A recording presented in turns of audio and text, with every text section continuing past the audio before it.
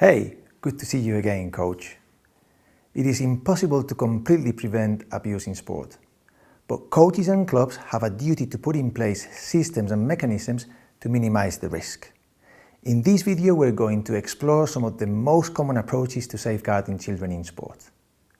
Now, at this point, it is important that we explain the difference between safeguarding and protecting children. Let's go back to the UNICEF International Safeguards for Children in Sport to check the definitions. Safeguarding refers to the actions we take to ensure all children are safe from harm when involved in our clubs and activities. Child protection is a set of activities that are required for specific children who are at risk of or are already suffering harm. In simple terms, safeguarding is about prevention, but protection is about detection and correction. This video will deal with safeguarding. Protecting children in sport will be covered in the next section. With regard to safeguarding, that is, putting in place all the necessary measures to minimize the risk of harm to children, there are four main things we can do. First, education. Investing time and resources to make sure that the children themselves and their parents, coaches and officials are aware of the risk and what to do about them is central to success. For example, the Child Protection in Sport unit in the UK has put together some great videos. Check out this example aimed at parents and coaches.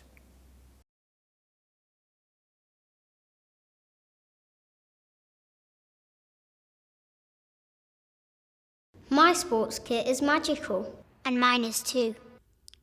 In fact, we all have magic sports kits. You might think they're ordinary, but when we wear them to compete, the magic takes over. But you can't tell why they're special. They don't make us run faster, swim better, or score more runs. In fact, these kits don't help us at all. So why are they magical? Well, when we're not wearing our magic kits, the adults that we meet are kind to us. They treat us with respect. Or before the competition starts. They don't expect too much. And if we make a mistake, they're okay about it. But when we're wearing these magic sports kits and start to compete, something very different happens. We seem to become older. The grown-ups watching shout at us. They swear at us. They call us names. They treat us like we've been playing for years and get really mad when we make a mistake. Often, they get so angry that they shout at the referee and each other. And sometimes things get so bad they end up fighting. Fights between parents, coaches, referees, and even young players like us. At some matches, things get so bad that the police get involved. It's embarrassing. It puts me off my game. It sets a bad example. And worst of all, most of these grown-ups are parents of the kids playing. Some young people have given up their sport because of the power of the magic sports kit. Sometimes the magic kit makes parents push us too hard. They expect us to play like sports stars. All they're bothered about is us winning. Help us get rid of this bad magic. Remember, it's our game, not yours. Treat us all with respect. Encourage everyone, not just your own kids.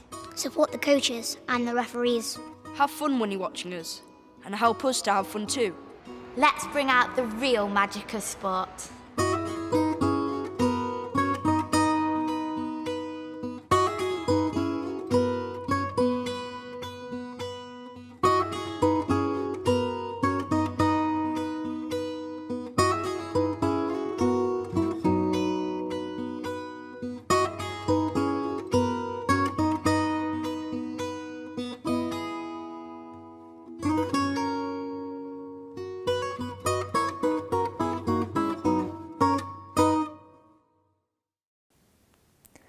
The second vital strategy for sports clubs is to have a robust and stringent vetting process of recruitment and selection for all those that will work closely with the children.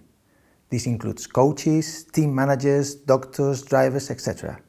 In some countries, this vetting process has become formalised and people that want to work with children have to undergo a police background check. For you, it may only mean gaining character references from multiple sources before you bring someone into your club, or asking questions related to this area during the selection interview. A third and very important way of making sport safe for children is by having clear safeguarding and protection policies, structure and protocols at your club. Most federations will now have a national or regional child protection manager in place who will be keen to talk to you about it. They will also have produced guidelines and templates you can use as a starting point. Even if that's not the case, organisations like UNICEF or the Child Protection in Sport unit in the UK will have them. Later in the chapter we will speak about reporting protocols. For now, please check the study guides for links to these resources and have a look at this short video to get a quick overview of your responsibilities as a coach or a sports club. All organisations, from local authorities through to smaller sports clubs, have a duty to keep children safe in all their activities. Okay, the next item is summer schemes. Everybody got that in front of them? Yep. Yeah? Okay, Tony, I see you're suggesting that we undertake a complete overhaul of the safeguarding planning for this year's summer activity programme. Well, couldn't we simply go with last year's plan? I think that all went very well. I agree. I think everyone was really pleased with how it went last year. No, we need to make sure that we're fully complying with all the regulations this year. Why?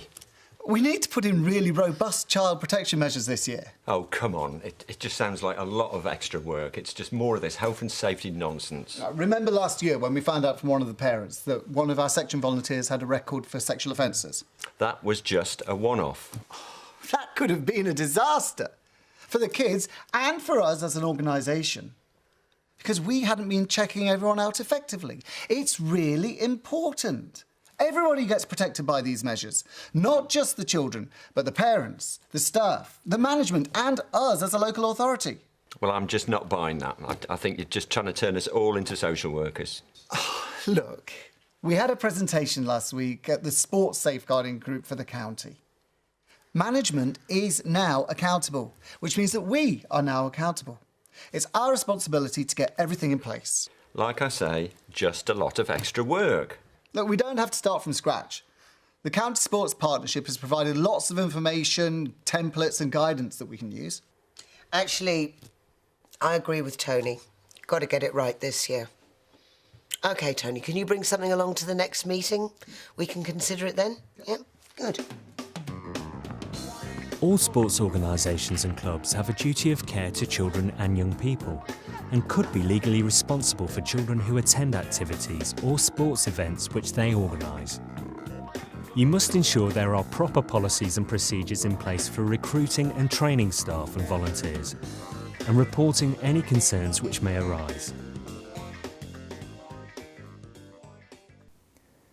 The fourth and final major strategy involves conducting a thorough risk assessment of your sport activities or sessions. As a coach, you should be aware of all the inherent potential risk of your sport. For example, drowning in swimming or concussion in rugby. But you should also be able to identify and minimize other risks that may have more to do with the conditions surrounding your session or the participants themselves. For example, heat or cold exposure if you are coaching an outdoor sport, a slippery playing surface, or being aware that a child is deaf and requires safety instructions to be provided in a particular way. All of this should be part of your risk assessment protocol. During the risk assessment, you should identify all potential hazards and rate them based on their likelihood and severity. Then you must put plans in place to minimize the risk and to deal with it if it does happen.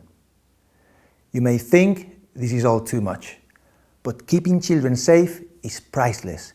We would strongly advise you to go on a safeguarding and protection, risk assessment and first aid courses before you start coaching, particularly if you're going to lead sessions on your own. These courses are normally provided by your federation or local authority, and you will learn a lot of useful stuff that you will be able to use outside coaching too. Many organisations now have even made attendance to these courses compulsory before a coach can work with children, and rightly so. Okay, So now we have a better idea of some of the things we can do to keep children safe in sport. In the next video, we're going to explore what we can do if, unfortunately, we suspect or we know about a case of child abuse in our context. Thanks for watching and see you soon.